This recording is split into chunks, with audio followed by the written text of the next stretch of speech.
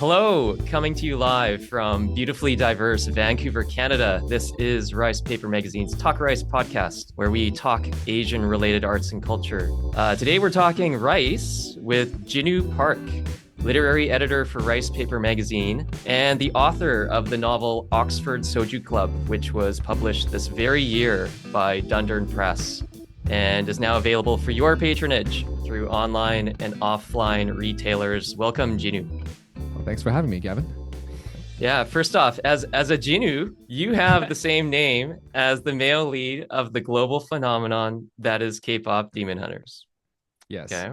I do. Yeah, I am So, very cognizant of that. yeah, okay, great. All right. So Yeah. that's what I want to know about. So I'm curious to know. So when people hear your name, Jinwoo, have you experienced any good fortune from sharing that name with the beloved anti-hero, be it a cute giggle or like free guacamole in your Chipotle bowl or I don't know, anything.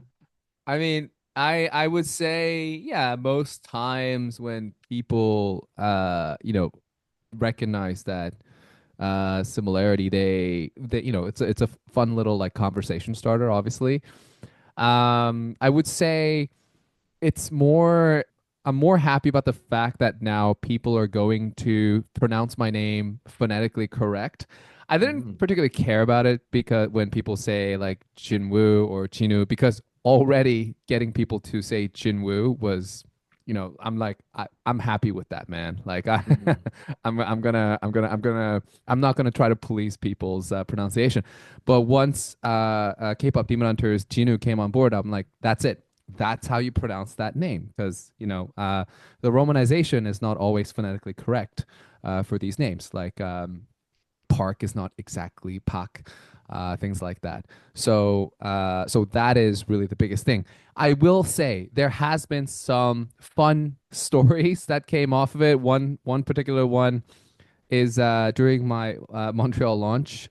This gentleman with his copy of Oxford Social Club came up to me at the signing desk, and he had with that, he also had a poster, like a small like poster of Chinu from K-pop Demon Hunters, and he said, Nice. "Can you sign this as if you are Chinu?" And I'm like, "This just sounds so. I mean, this like does this face and this face does not match. Like what the heck?" So it sounds it was very it felt very undeserving of me to sign in Chinu's name, but that happened, and then everyone had fun. But yeah, so I would say, yeah, that life has definitely gotten more interesting Hmm. since K-pop Demon Hunters came out, Hmm. and Chinu began to share a name with me. Yeah. That's cool. Yeah, yeah, yeah.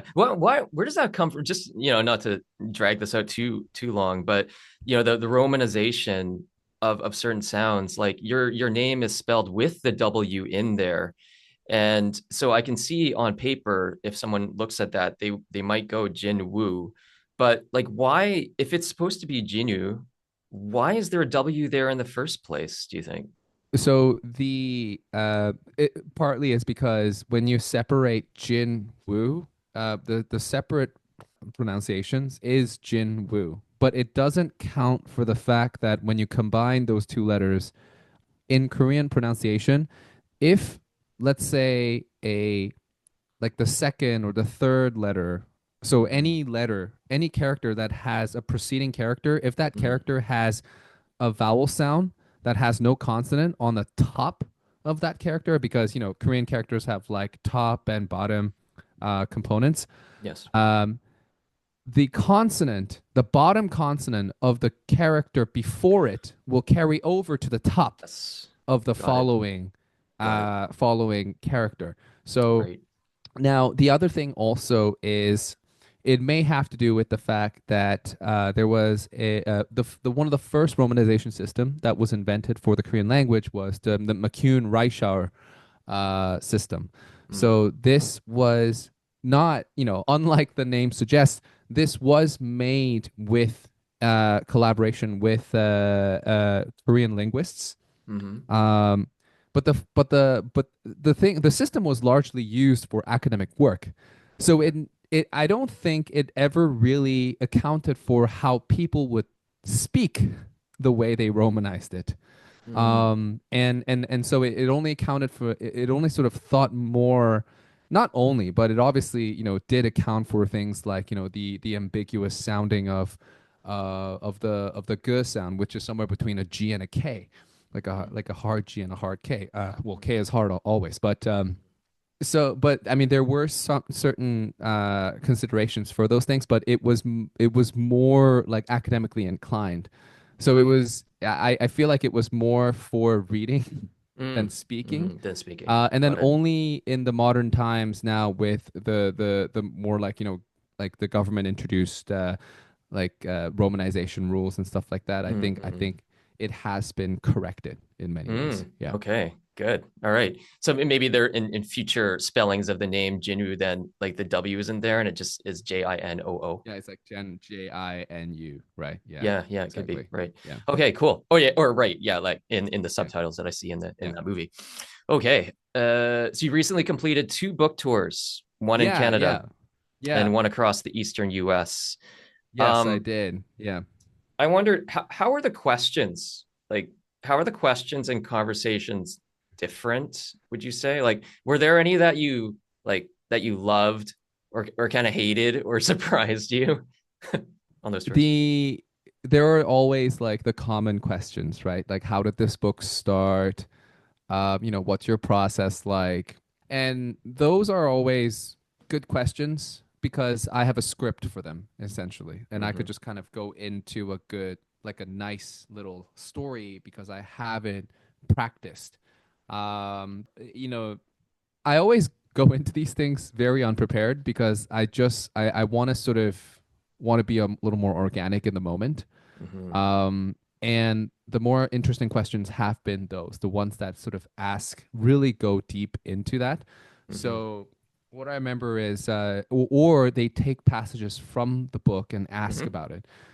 There was this question about when I was in New York, a fellow Chinu Chang, who asked me about my perception on that idea that the homeland Koreans have Okay. this judgmental eye on like diaspora Koreans as, Mm. are they even real Koreans? Mm-hmm.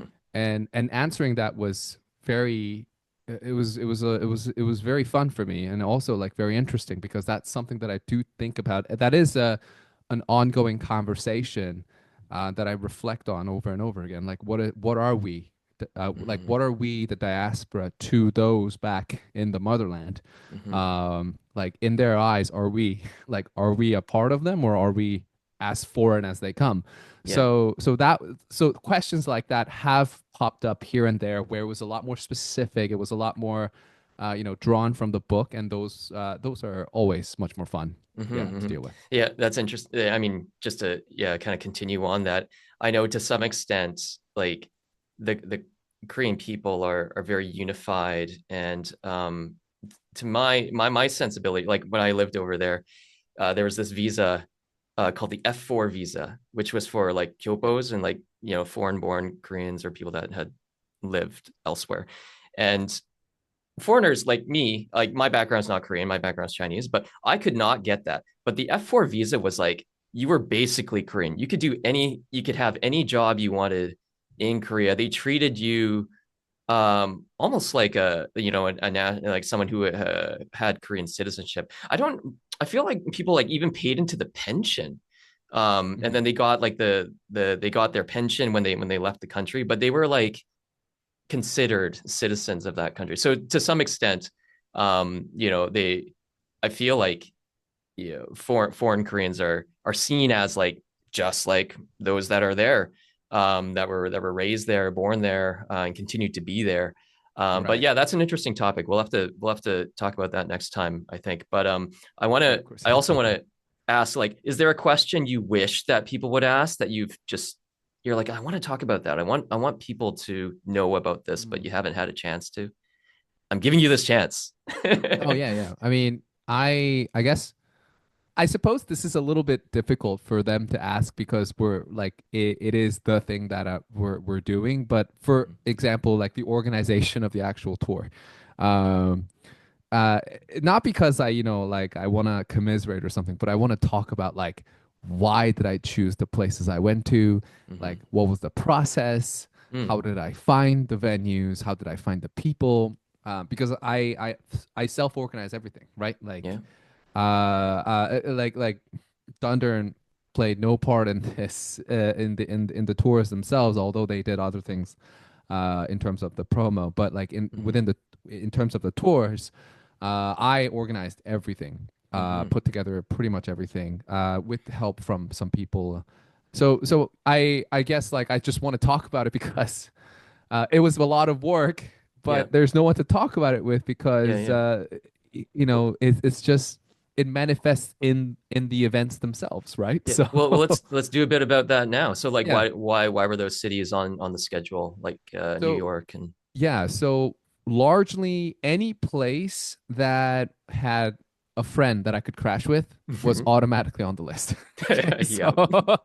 so so then and then from there, I sort of like also added places where I thought, I mean, I should go here, you know, like for instance, Philadelphia. I thought I should go here. It's like I could commute from New York City. I Okay. could, I could see myself speaking to a decent crowd. I should go to I should go to Philadelphia. So and I did, and then it was great.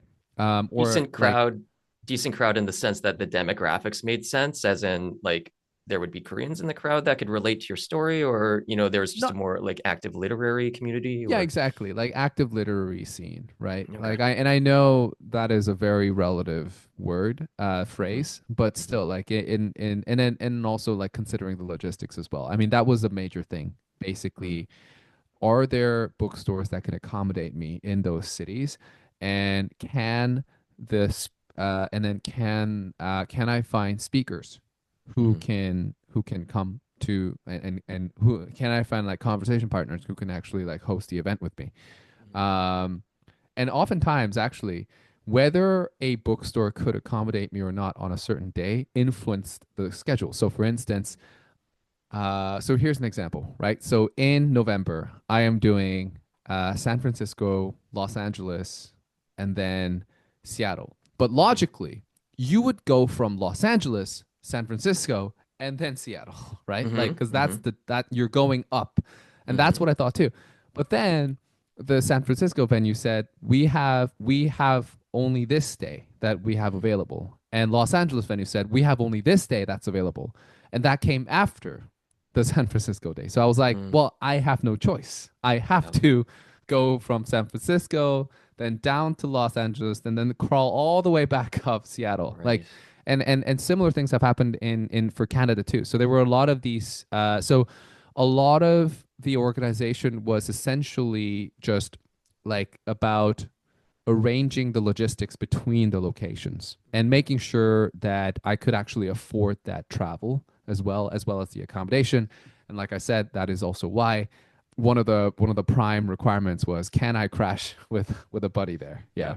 Yeah. Yeah, just like Yeah. budget, right? Yeah, doing it all Yeah, yourself, like exactly. your one man show. It's yeah, there's so many moving Yeah, parts and exactly. pieces that have to come together, and it's a whole story unto itself. Everything that goes into the promotional aspect of launching a book, it's Yeah, all exactly. yeah, it's a whole other chapter, if not a whole other novel. So now shifting gears, you mentioned the talking about the genesis of your book and the source, and I know you studied at Oxford, and was there something about that place that compelled you to write a whole like 212-page book set there? Like, could this have been Johannesburg Soju Club or Abu Dhabi Soju Club, or like, did it just have to be Oxford Soju Club? Well, yes, because well, I was there, right? So Mm-hmm.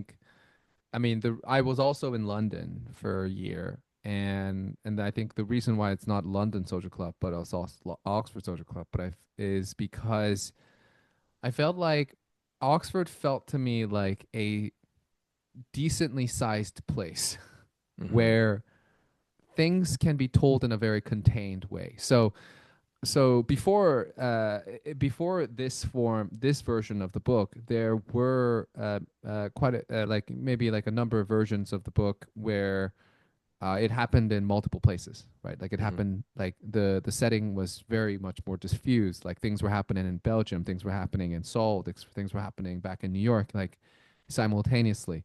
And a friend sort of who was helping me edit this at the time, like many years ago, she advised me that like, hey, how about let's keep this tight? How about like contain this to a location that you most prefer? And I feel like that would work better. And I thought to myself, you know what? That sounds like a sound advice. So I contained it to Oxford, and it felt a lot more like claustrophobic, but in a good way, Mm-hmm.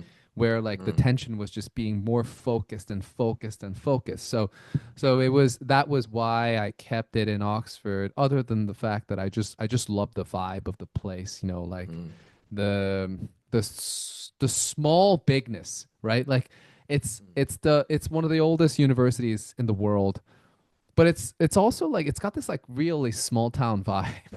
Like Mm-hmm. outside of obvious the obvious like the tourist zones, it's got this, like it's got this like charming, like, local vibe that big cities just don't have. But at the same time, yeah, it's this intersection of intellects of the world. So and aside from that, also, I think in many ways, I kind of thought of Oxford as a place to sort of revisit, because when and by that what I mean is when I was going to Oxford, I felt very out of place, among Mm-hmm. all these very like highly trained artists Okay. and writers. I would often say this most the dumbest thing in class that would literally sound like it came out of like the the opposite end of my mouth, compared to what other people said about things like things about poetry, things about like verses, like like literature, cinema, like all these things. I just felt that I was not up to par. So I Okay. pretended to be that person, right? Like I pretended to be that high-minded, artsy person. And I read the things that I didn't want to read in order to sort of like gain the lingo of what to say and like how to act. And I Mm-hmm. felt like when I reflect on that time, I feel like I felt like a fake, like Mm-hmm. I felt like a fake when I was going to that school. And to me, this book was my way of like sort of putting my true self back in Oxford, Yeah. right? Like actually no, like that was not who I am. This is who I am right Right. now. And Right. this is the actual self that I had wanted to manifest back then, but I'm belatedly doing now. This is So your so so redemption. that is there too. Yeah, Mm-hmm. exactly. Yeah, Mm-hmm. it's a redemption. Yeah. Yeah, yeah. And I like Yeah. what you said about containing the story in one place as opposed to having it in all different places because you get this like effect of, being in a pressure cooker and the tension is just increasing with every chapter and some point it's going to blow up, but you don't know when it's going to be. And yeah, so I think that works out, works well with what you have here. Um, it's some things I came across in the beginning, that first chapter. When I read a story or watch a film, I can get very fixated on very specific phrases, which like they don't impact the plot or how key events unfold, but they move me because they reflect a piece of reality that I think is interesting. There's a filmmaker, Mayumi Yoshida, based in Vancouver, who had a feature this year at the Vancouver International Film Festival. She has a short film called Tokyo Lovers, which is available to watch online. I recommend everyone to watch it. And in it, Okay. there's a Japanese guy who meets a character, Paul, who is Asian and from Canada, and says in Japanese to his Japanese girlfriend, "Well, some Canadians look just like us." And it's a small line, but it carries big meaning because it subtly gets people to think about identities, perceptions, and definitions of what a Canadian is exactly, or what a person from any country is, and what people Mm, not from Canada can think of a Canadian. right. And along those lines, you have a phrase on page 7 of Oxford Soju Club, and it relates to the same subject of notions of people. And Ji-hoon says to Johan, you're from France, but you are, doesn't even finish the sentence, but Johan knows what he means, and Right. says back like, I was born in France, but my parents are Japanese. So there's two things I have in here. So like Ji-hoon's brain is challenged, like in computing that a person who looks one way could in fact be from a place where he thinks a person looks another way. Right. Like, so my question is, why don't more people understand that it's common for people to move to other places in the world and have babies? Like, it Right. happens a lot, but when people meet people like Johan, even though Johan's kind of like lying about it, right? Like his Yeah. identity, that's, he's not actually Japanese, but just the reaction, the other guy doesn't know. Right. But when people meet people like Johan, their brains fry. They're like, what do you mean? How do babies get born in other places that where I don't expect? Like, what migration's been happening for centuries? Like, what's going on there? Do you know? I think it's because I think the simple answer is that it's because most people just don't, right? Like I think most people don't take that that move. Okay, but they And know and about it. even for yeah, obviously a lot of us do, but far more people don't. And I think for especially for and this kind of goes back to my sort of perception on like diaspora versus the motherland natives, right? But a lot of Koreans they can't like they are very entrenched within that mono-ethnic like mono-national thinking, like where Mm-hmm. it's you have one group of people and then you have like and that's it.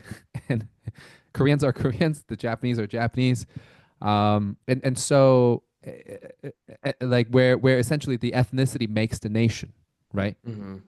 Obviously things are being more challenged now because like migration is happening on a bigger scale. Mm-hmm. But yeah, I mean, like people like Jihoon, who is himself, like a Korean man who was raised in Korea and only recently moved to Britain, would still be a little caught off guard by that Okay, because sure. the heuristics are still in there. So, Mm-hmm. so that's how I would explain it. Yeah. Yeah. Okay. And then the other part to it is, so he uses you know, the comparative yeah, conjunction here, like but. It's a contrast Right. transition there, but like which kind of perpetuates this thought that these two things are somehow odd to be together or contradictory. Like, was there a deliberate choice to use but instead of and?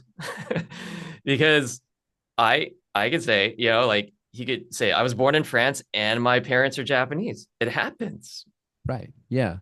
I think yes. I mean, it's a but because once again, I feel that a lot of people still have these heuristics in their heads, right? Mm-hmm. Okay. Like French people are mostly white, but they're Mm-hmm. not.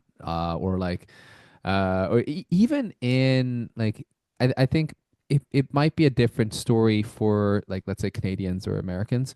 But yeah, you go to Europe, you meet someone from Germany, you assume like there are more people who assume that a German would be a white person or like a Dutch person would be a white person, but that's not really the case, even though that's Mm-hmm. not really the case. Like there are many types of diverse German or Dutch nationals, and it's once again it's about the heuristics that we are trained with as we're growing up, as what kind of representatives are we seeing from those countries as we are being educated about the world. For instance, I remember when I was growing up, all the textbooks in Korea that talked about like this is a Dutch person or like this is a British person, this is Mm-hmm. a French person. They were all white. Mm-hmm. So Mm-hmm. and then you never really get told about the fact that actually no, like there could be a Japanese French person, like or like Yeah. there could be like an Arabic German person.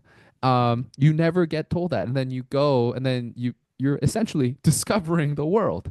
Mm-hmm. And this is why I think that but is very important, because that but is that first sort of like, or one of the many of those like breaking of the barrier that Yeah. has to be done.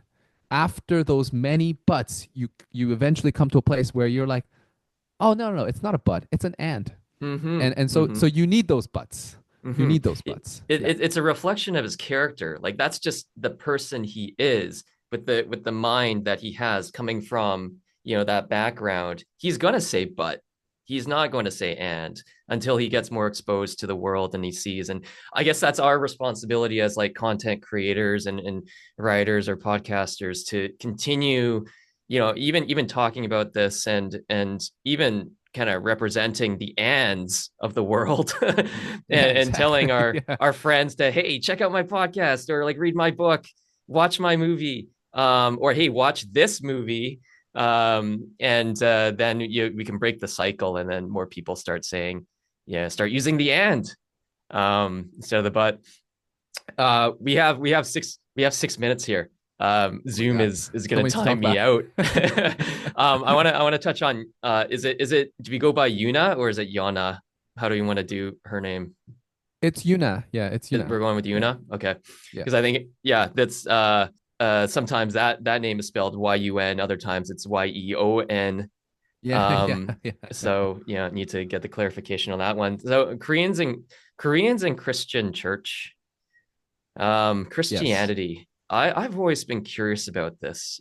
A lot of times when I come across Koreans and even the content made by like I saw Beef and on Netflix with Stephen Yeun and Ali Wong, and Christianity plays a big part in like just the whole culture of church there, in a way that like I haven't sensed it as much with other Asian groups. It's really, I mean, there are like Christianity has a place with other Asians, like Hong Kong or Mhm. Malaysians and Taiwan or whatever.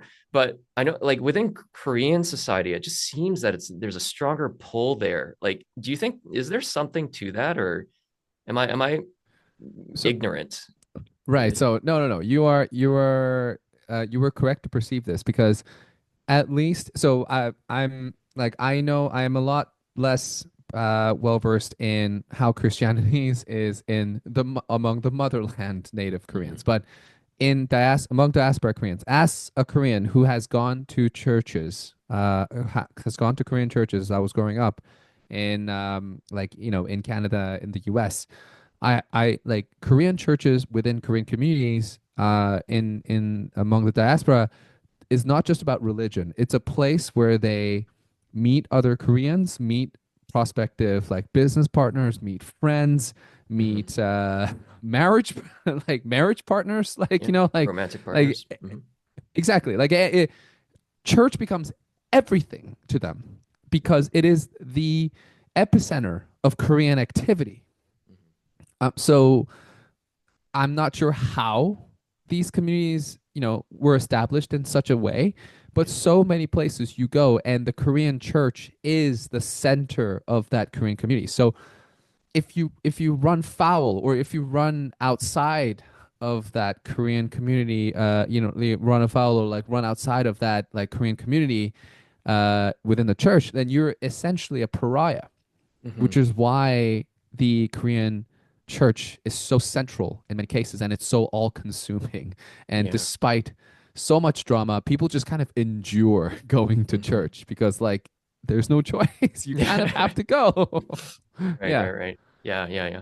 Yeah, I feel it. Yeah, I just wonder with other groups, cultural groups, maybe it's evolved in similar ways in to some extent, but yeah, it just seems like it's very powerful, like Oh, yeah, it within is. the Korean Definitely. society Yeah. groups.